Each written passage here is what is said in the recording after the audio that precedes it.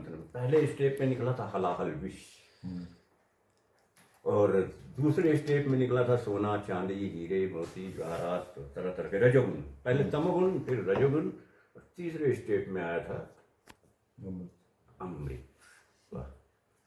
तो स्वामी जी जब आदमी मतलब जब योग शुरू करते हैं तो आपका कहने का अर्थ है कि पहले एक बॉडी में डिस्टर्बेंस आएगा। हाँ, तो डिस्टर्बेंस किस प्रकार का होगा वो? बिल्कुल बिल्कुल, जिसको शूटिंग पेन भी कर सकते हैं आप, स्टार्टिंग पेन कर सकते हैं, वो थोड़ी सी आती है स्टार्ट में। अच्छा।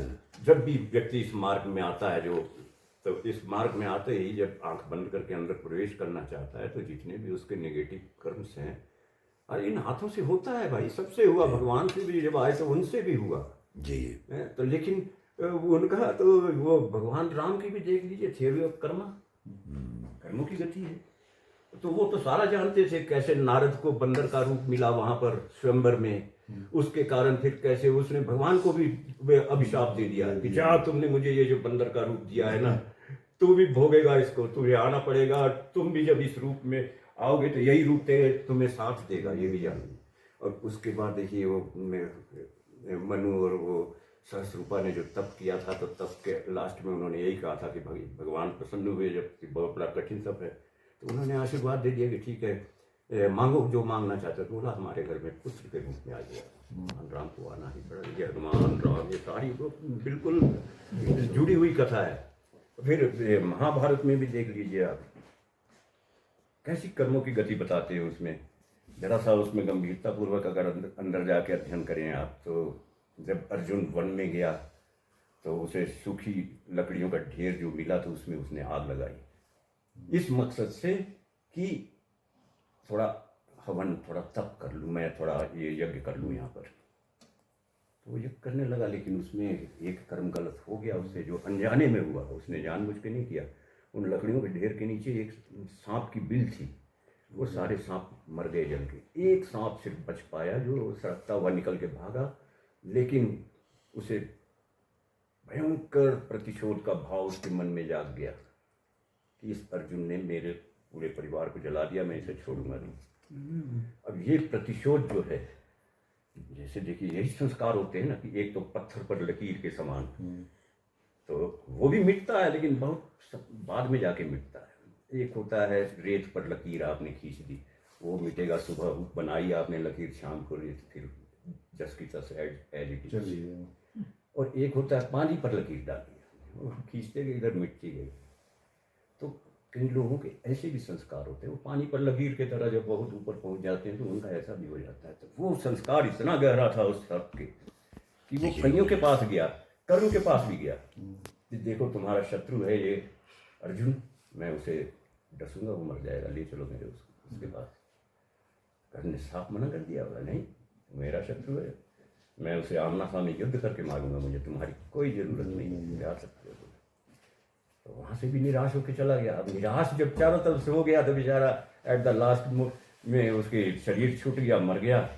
और मरने के बाद भी ये जो भाव है, देखिए यहाँ सोचने की बात है कि प्रतिशोध का जो भाव है, जो भाव आपके अंदर दृढ़ है, वही आप उसी स्थान को प्राप्त करते हैं। ये तो गीता में भगवान कृष्ण ने स्पष्ट रूप से रखा है। और अगर कोई भाव है नहीं है, थॉटलेस, कोई विचार ही नहीं है, आप उस स्थिति में पहुंच गए और बार बार उसको प्रैक्टिस करते करते आपने उसको अपने अंदर दृढ़ कर लिया कि नहीं यही उत्तम है। क्योंकि एक बार अगर वो उसके दर्शन हो जाए ना तो फिर व्यक्ति उसको छोड़ नहीं पाता, वो छूटता ही नहीं है। जैसे अपने माँ बाप का स्मरण कभी कोई छोड़ पाता है कि मेरे माता पिता कौन थे? बहुत अच्छी बात। इसी प्रकार वो जब असली माता पिता के दर्शन हो जाते हैं ना, वो नहीं छूटते। तो उसका जन्म कहाँ हुआ? उस सर का जो कर्ण के पास नागपाश तीर था, अच्छा, उसमें वही सर था। और जब अर्जुन और कृष्ण का रथ आमने सामने हुए, उसने वही रथ तीर निकाला और नागपाश चला दिया अर्जुन के मस्तक पर, आज्ञा चक्र पर निशाना लगाता हुआ। और तीर जब चल गया तो इधर भगवान के साथ थी, भगवान उसके साथ थी अर्जुन के। अब वो त्रिकालदर्शी, तीनों जानने वाले, और जो तीनों जानने वाले वो भी चाहते तो बिल्कुल बचा लेते वहां से, चाहते तो रथ को उड़ा के इधर से उधर ले जाते, तीर निकल जाता, चाहते तो ऊपर से उड़ा के भी ले जाते, तीर निकल जाता। लेकिन ऐसा भी नहीं किया, उन्होंने देख लिया कि ये तीर टकराएगा और इस तीर में जो सर्प है उसे प्रारब्ध मिला हुआ है कि वो टकराएगा ही, इसलिए इसे अगर मैं बचा दूं तो ये घटनाक्रम फिर से आयोजित होगा और फिर से ये क्रम करना पड़ेगा, पूरा तो करना ही। हाँ, और इसलिए ये बचाना मुश्किल है। चाहते तो वो बचा लेते लेकिन नहीं बचा पाए, ये कोई कर्मों की गति है।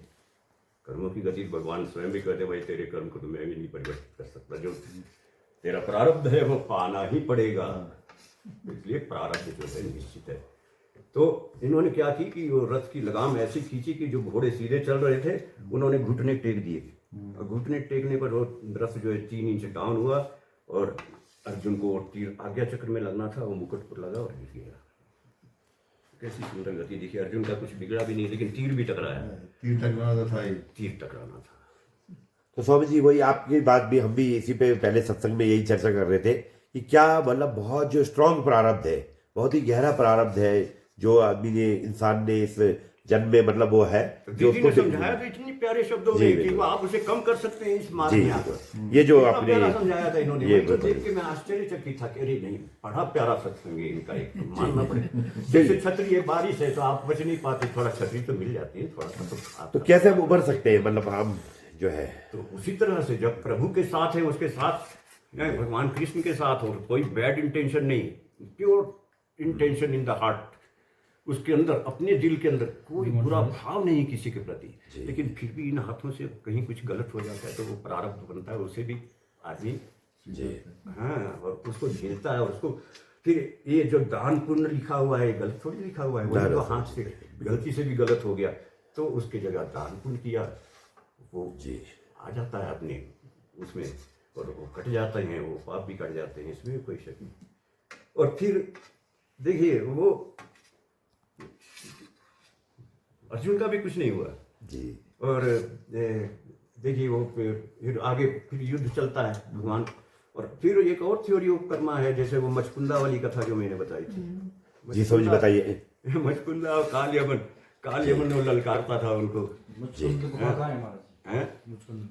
हाँ, वो बद्रीनाथ वो उसे वो प्राप्त थी ना, वो उसने प्रार्थना की थी इससे अर्जुन इंद्र से कि मैं बहुत राज कर चुका, 100 वर्षों से, मैं बहुत वर्षों से मैं हर जन्म में राजा रहा, हर जन्मों में राजा रहा, अब मैं और राज नहीं करना चाहता, मुझे योग निद्रा चाहिए। तो भगवान ने उसे योग निद्रा का आशीर्वाद दिया, लेकिन साथ साथ ये भी कहा कि एक आशीर्वाद उसके साथ एक और मिलता है आपको कि जो भी आपको उस योग निद्रा से उठाएगा झटके से, तो वो आपकी पहली दृष्टि पड़ते ही भस्म हो जाएगा।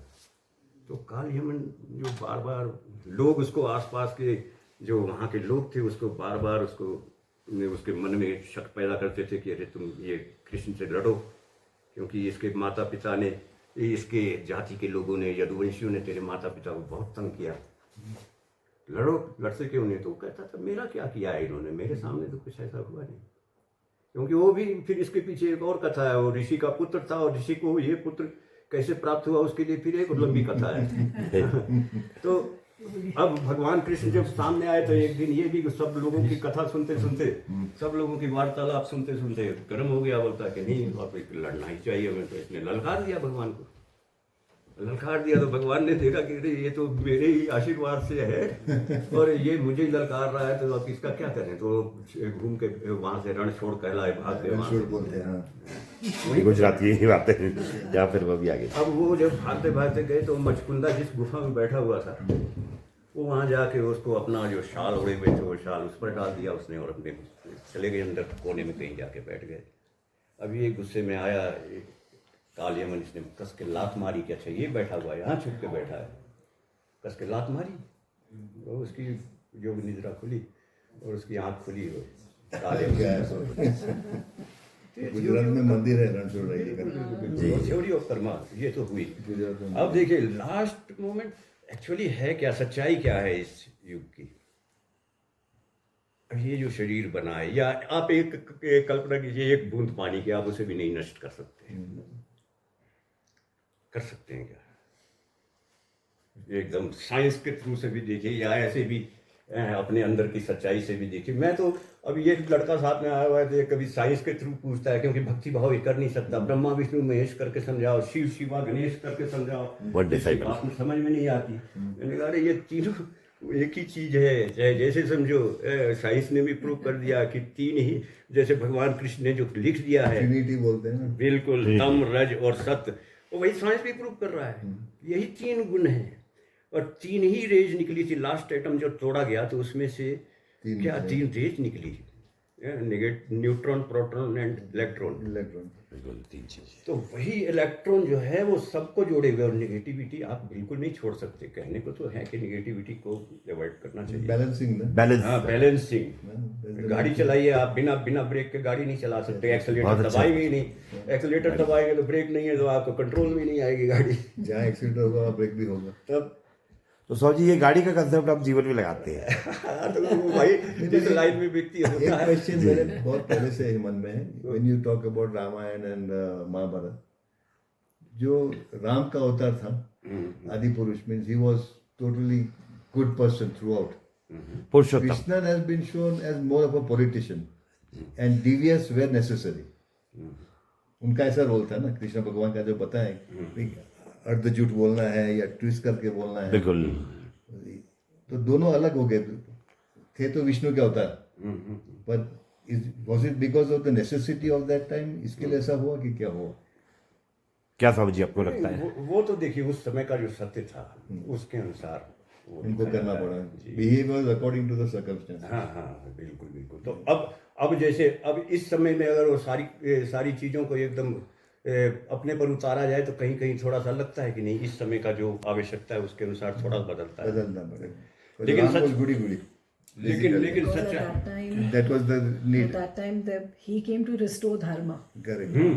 So his that avatar had that job. Job. See, we've had so many avatars. I know, that's what. So each avatar came as a need of that time. Yeah, need of the hour, correct. So Krishna का समय की आवश्यकता के अनुसार का तो एक अलग ही अवतार रूप हुए। होता है, अभी क्योंकि ये तो अभी क्या द्वापर युग बोलते के हैं? end में अभी था कल ना। की अवतार बोलते हैं, क्या बोलते हाँ, हैं? बोलते हैं ना। हाँ, स्वामी जी, कल की अवतार आएंगे। कंगाल ही कलयुग का कल की अवतार है। पर वो अभी ये तो what अलग does it mean? भाषा में कहते हैं। मुझे वो समझ में नहीं आया। What पर is ये अवतार होगा अवतार बोल रहे हैं हाँ, खजूर। लेकिन देखिए मनुष्य जो Is है it ना, ये already negative- manifested or what is it? You will not know. You will not know until it happens, We will whatever. not know. We will not know. Behind the scenes Who चलता will- रहेगा। ये Behind the scenes. Negativity देखिए, ये तो- negativity इंसान को attract करती है। हर इंसान, अगर कोई संविधान ना हो, कोई नियम ना हो, तो ऐसे इंसान है जो जंगली जानवर से भी गंदे हैं। वो बिल्कुल कोई मानवता का तो नाम ही छोड़ दीजिए, कहीं की ह्यूमैनिटी या कोई ये होगा, कहीं ऑनेस्टी का तो बात ही छोड़ दीजिए आप। तो ऐसे नहीं, लोग और हैं। स्वामी जी, अगर रात्रि ना हो तो उजाले का क्या महत्व समझेगा आदमी? तो रात भी होना जरूरी है, तभी आदमी ये तो सूरज हर की जगह- रोशनी हर का जगह द्वंद महत्व है, समझेगा। हर जगह द्वंद है। इसलिए इस द्वंद को छोड़ते हुए एकदम, तो संध्या किस लिए होती है? जब रात खत्म हो रही होती है और सुबह प्रारंभ हो रही होती है, तो ना अंधकार रहा, ना सुबह, ना ज्यादा उजाला हुआ, वो संध्या। इसी प्रकार शाम की संध्या, Same. जी। सूर्य अलग का अलग रोशनी टाइम समाप्त हो रही है और रात का अंधेरा आने वाला है, और बीच का जो पॉइंट है, ना अंधेरा ना उजाला, बताइए। वो संध्या। और देखिए, और सबसे बड़ी चीज जो अभी एक बूंद पानी की है, उसे आप नष्ट नहीं कर सकते। इस पर जरा सा ध्यान दें। एक तिनका नहीं नष्ट कर सकते आप इस संसार में। E = C, फिजिक्स में पढ़ा था हमने कि energy is constant. Energy is neither created nor destroyed, only transfer takes place, transference takes place. Yes, energy neither can be produced. या Not destroyed. Yes, not can be destroyed. तो एक universal rule है। तो उसका क्या formula है? उस बूंद पानी को आप अगर गर्म करेंगे, वाष्प बन जाएगी, एग्जिस्ट। Correct. ठंडा करेंगे, बर्फ बन जाएगी, एग्जिस्टिंग। Same. इलेक्ट्रोलाइसिस प्रोसेस से उसे तोड़ेंगे अगर फिर ये आप साइंस के द्वारा से, वो भी हाइड्रोजन एंड ऑक्सीजन, लेकिन रहेगी ही। अब यहाँ पर सोचने की बात है कि उसे जोड़ा किसने? हाइड्रोजन और ऑक्सीजन को आप सिंपली आपको दे दिया जाए एक गिलास हाइड्रोजन, नहीं, H2O फॉर्मूला है, जल का H2O। H2O, 2 हाइड्रोजन 1 ऑक्सीजन, 2 गिलास आपको हाइड्रोजन, 1 गिलास आपको ऑक्सीजन दे दें, आपको कहें कि चलिए मिक्सिंग जार भी दे दें, आप नहीं उसमें होगा मिक्स पानी। करके पानी बन जाए, कभी नहीं बन सकता। कौन बनाता है? इलेक्ट्रोलाइसिस प्रोसेस, जब तक उसमें हैवी करंट नहीं डालेंगे वो पानी नहीं बनेगा। इसी प्रकार पानी में जब तक हैवी करंट नहीं डालेंगे तब तक वो अलग नहीं होगा। तो वो करंट, जबकि पानी में करंट का कोई रोल नहीं है, बताइए, बहुत पानी बड़ी पीने बात में कोई करंट का रोल है, कुछ नहीं। लेकिन पानी बना उससे। इसी प्रकार वो हर चीज को बनाए हुए है, लेकिन उसका कहीं रोल नहीं नजर आता। हम लोग जब सत्वस्तु बन जाती तो उसे देखते हैं और भौतिक रूप में उसे देखते हैं, लेकिन इसी प्रकार ये शरीर भी बना हुआ है, इसमें भी सारा रोल उसी का है। हर कण कण में रोल उसी का है, और सिर्फ वही विराजमान है और कुछ भी नहीं है। तो अब उसे आप किस रूप में देखना चाहते हैं, आपकी मर्जी, आप जिस रूप में देखें। मूर्ति पूजा भी क्या है, आप भगवान कृष्ण की पूजा करते हैं, भगवान कृष्ण की पूजा करते करते उसके चरणों पर ध्यान देते हैं, या इंग्लिश के आर्ट की तरह थोड़ा सा तिरछे पैर ऐसे बने हुए हैं, रखे हुए हैं डांसिंग पोजीशन में, एक्चुअली कहते हैं ना कि this is the dance of Nataraja. ये कर वो मूर्ति बजा देते हैं। अब वहां से ध्यान हटाओ, आप ऊपर गए, धीरे धीरे उनकी बांसुरी पर ध्यान आ गया, बांसुरी पर से भी ध्यान हटाओ, ऊपर मोर मुकुट पर चला गया, मोर मुकुट पर भी जाके फिर ओम पर ध्यान आता है, ओम पर भी ध्यान जाके ऐसे चंद्रमा, और चंद्रमा पर लगी चंद्र बिंदी पर ध्यान जाता है, लास्ट पे उसी पॉइंट पर आते हैं। तो वो पॉइंट आप एक बार इस शरीर में एज्यूम करके उसी में अपने आप को स्थित कीजिए कि ये मेरी स्थिति है, और बाकी ये सारा शरीर नाशवान है, सारा नश्वर है, संसार में कुछ भी नहीं स्थिर है, सब नश्वर है, ये फैक्ट है। आप बताइए कि क्या स्थिर है, किस चीज को आप स्थिर मानते हैं?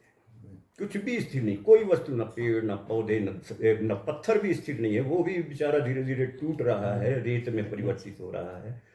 और इसी तरह से सारे प्राणी भी, हम लोग एक क्षण के लिए भी स्थिर जीवन में, अगर बचपन से ध्यान कीजिए कि बचपन था तो कैसे थे, उस समय भी वो तो था ही अंदर में दृष्टा भाव, अगर उस समय नहीं था, धीरे धीरे बड़े हुए, जवान हुए, तो भी परिवर्तित होता गया, वो बचपन तो खत्म हो गया, जवान से प्रौढ़ अवस्था में आए, अब वो जवानी भी खत्म हो गई, अब प्रौढ़ हो गए, प्रौढ़ के बाद फिर बूढ़े हो जाएंगे, बूढ़े में भी वो फिर वही रहेंगे, लेकिन शरीर खत्म होता जा रहा है। और लेकिन तब तक अगर वो दृष्टा भाव आपने पकड़ लिया तो वो नहीं खत्म होगा, वो रहेगा आपका, वो मरने के बाद भी रहेगा, जीवन से पहले भी था और इस जीवन के बाद भी रहेगा। उसमें बस उस ध्यान को आप कैप्चर कर ले, उस ध्यान को अपने ध्यान में दृढ़ अवस्था में प्राप्त कर ले, और फिर और कुछ करने की जरूरत नहीं है, और उसको प्रयास करें बार बार, जैसे 2-3 दिन लगातार अगर वैसा हो जाए ना, तब समझिएगा कि ये हाँ, बहुत स्वामी जी गहराई वाली बात है। आ गया, कुछ आ गया। 3-4 दिन, 5 दिन, 10 दिन, 15 दिन तक, 1 महीने तक प्रयास करें। अगर कहीं भी बैठे बैठे, चलते चलते, जैसे बस में कभी कभी सफर किया होगा आपने, खड़े खड़े कभी कभी स्टूडेंट लाइफ में, तो बस हिल रही है इधर उधर, बीच का उसका वो पाइप पकड़ लिया, तो कितना भी हिले, लेकिन वो पकड़ा हुआ है, हम नहीं हिलेंगे। ये चीज है, उसे आपने पकड़ा हुआ है, तो उसके बाद क्या हो रहा है, आइदर गुड और बैड, उस पर कोई आपको जस्टिफिकेशन नहीं करना है कि ये नहीं, ये तो गुड, ये जो हुआ वो बैड, नो जस्टिफिकेशन। जो हो रहा है, मैं दृष्टा भाव रखे हुए हूँ, ये हो रहा है, और मैं जैसे कमेंट्री करने वाला क्रिकेट नहीं खेल रहा होता है, लेकिन सारा बयान कर रहा होता है, नहीं कमेंट्री, उस प्रकार एक बार उस पर आप ध्यान अवस्थित कर लीजिए, कुछ नहीं चाहिए, आनंद की स्थिति प्राप्त हो जाएगी। अगर 1 सेकंड के लिए भी आता है ना, ये आप प्रयास करते हैं, 10-15 मिनट तक प्रयास किया, 1 सेकंड के लिए, 2 सेकंड के लिए भी आया, वो सेकंड धीरे धीरे बढ़ते चले जाएंगे, क्षण, वो क्षण बढ़ते बढ़ते धीरे धीरे उसमें वृद्धि होगी, और वो जब वृद्धि होते होते अगर 1 मिनट भी आपका वो उस तरह का वो उसमें रह गया, तो आपको महसूस होने लगेगा उसका किस तरह का आनंद है। और वहाँ से फिर वो मैंने वो शून्य का वो शुरू होता है, और बिल्कुल जो साइलेंट की पोजीशन होती है, मौन की पोजीशन होती है, तो वो मौन कि जहाँ से इंद्रियों का भी मौन, कुछ इशारे से भी नहीं बोलना, और उसमें अवस्थित हो गए, और उसमें अवस्थित होकर देखेंगे कि वो सारी चीज़ों का आपको ज्ञान अंदर ही अंदर से मिलने लगेगा, क्योंकि वो सत्य आपके अंदर है, सबके अंदर है, और अंदर से ही वो जागृत होता है। पुस्तकों में तो बाद में लिखा जाता है, उसी के द्वारा लिखा जाता है। पहले कहाँ स्कूल कॉलेज होते थे, कौन महात्मा कहाँ पढ़ने जाते थे, बाकी सारे लोग उनके पास पढ़ने आते थे, जंगलों में कहीं ऋषि मुनि रह रहे हैं, या कहीं माता पिता के रूप में अगर कोई है तो वो रह रहे, अपनी तपस्या कर रहे हैं, तो उनके साथ सारे स्टूडेंट जुड़ जाते थे और बड़ा आनंद लेते थे। और सिर्फ बड़ी सिंपल थ्योरी है, इसको अगर आप देखें तो कोई इसमें बड़ा वो भी नहीं है कि करना है जाके यहाँ तक पहुँचना है। अगर यहाँ तक पहुँच गए तो फिर आपकी अगली स्टेप अंदर से ही नजर आने लगेगी। क्या निकलता है इस शरीर में? 1 ग्राम भी, 1 मिलीग्राम भी वजन कम नहीं होता है व्यक्ति का। सब कुछ आंखें, नाक, कान सब वही रहता है, और वो चला जाता है। तत्व जो है निकल जाता है। तो तत्व क्या है उसको जरा सा एज्यूम कीजिए। फिजिक्स, मैथमेटिक्स जो पढ़ाते हैं, जब टीचर पढ़ाते हैं तो उसमें लिखा होता है पुस्तक में कि किसी चीज़ का मान निकालना है तो let us suppose that the value of this thing B P Q R X Y Z whatever you assume, that is the assumption. तो वो बाद में जब उसका फाइनल परिणाम आप डिटरमाइन कर लेते हैं तब आप कहते हैं कि दिस इज द फाइनल। अब एक्स वाई या पी क्यू आर आपने क्या माना था, एम एन ओ क्या माना था, भूल जाते हैं, परिणाम मिल गया, परिणाम है। इसी प्रकार अब वो जो पॉइंट है, उस पॉइंट को क्या कहते हैं? ऐसे मास्टर लिखता भी है चौक लेके, ऐसे स्कूल में खड़ा होकर ब्लैक बोर्ड पर एक पॉइंट बनाएगा और लड़कों को कहेगा कि मान लो जी ये एक बिंदु है। क्यों मान लो भाई? अगर कोई लड़का सवाल कर दे क्यों माने, आपने बिंदु बना दिया तो वही बिंदु है ना, वही लेट अस एज्यूम, क्या जरूरत है माने? तो सही। एक्चुअली फैक्ट है कि वो बिंदु नहीं है। और बिंदु जो है, बिंदु की परिभाषा, what is the definition of a point? Having no weight, no place, ना स्थान घेरता हो और ना उसमें मात्रा हो, भार हो, तो वो कैसा बिंदु हो सकता है? ऐसा बिंदु अंदर, वो जब आप एज्यूम करके चलते हैं ना, तो फिर आपको वो सुषुम्ना में वो यहाँ से लेके वो और नीचे तक वो जब घूमना शुरू करता है अंदर, तो विशेषकर ये नाभि का केंद्र ऐसा है जहाँ से आपको वो पॉइंट मिलता है कि जहाँ से पूरा शरीर आपका बैलेंस उसका नजर आने लगता है कि upper side and this is lower side, और बीच में सारा बैलेंस बना हुआ है। और अगर उस पॉइंट पर आपने बैलेंस कर लिया अपने आप को, तो वो आपको सारा कुछ दिखाने लगेगा, क्योंकि वहाँ से फिर बॉडी का भार जिस तरफ झुकता है, उधर से ग्रेविटेशनल फोर्स आपको काम करती है, और वो ग्रेविटेशनल फोर्स पृथ्वी की जो गुरुत्वाकर्षण शक्ति वो ज़्यादा खींचती है, और आपको थोड़ी सी वहाँ पर टेंशन या थोड़ा सा दर्द या थोड़ा सा कुछ ये महसूस हो, और फिर दूसरी तरफ करती है तो फिर दूसरी तरफ। तो ऐसा होता है कि कहीं ज़्यादा निगेटिविटी या कहीं ज़्यादा वो कर दिया आपने, तो वो अनबैलेंस की स्थिति में वो बनता है, टेंशन में आता है व्यक्ति उसी के कारण से। और अगर वहाँ पर आपने इक्विलिब्रियम बना दिया, बिल्कुल बैलेंस में रह गए, चाहे 1 मिनट के लिए भी रह गए, तब देखिए आपको लगेगा कि शरीर है ही नहीं, अशरीरी भाव, तो वहीं से आपको पता चलना शुरू हो जाएगा। राजा जनक जो कहते थे कि वह देही, देह नहीं, वह देही जिसकी देह का भान नहीं। और फिर क्या बोला तो उनके यहाँ भी एक बार महात्मा आए कि भाई आपके पास इतने सोने चांदी हीरे मोती सब हैं, इतने आप इतने बड़े राजा, आप सुना है आप मुक्त अवस्था में रहते हैं। हाँ, बोला ये हो नहीं सकता, मैं नहीं मानता। बोले ठीक है राजा, समय आने पर उत्तर मिल जाएगा तुम्हें। रह गया वो सन्यासी, और राजा जनक खुद से बैठ के सामने बैठा के भोजन कराते थे। तो एक दिन वो जहाँ रह रहा था, और राजा जनक के सैनिकों ने जाके उससे कहा कि आपको फांसी की सजा दे दी हो गई है, 1 हफ्ते बाद 7 दिनों बाद आपको फांसी दे दी जाएगी। बड़ा घबराया वो, क्यों फांसी भाई, मुझे क्या किया मैंने, मेरा दोष क्या है? बोला अब ये तो आप राजा से ही पूछे जाके। तो आया भोजन करने, तो सैनिकों ने कहा कि आपका भोजन का समय हो रहा है।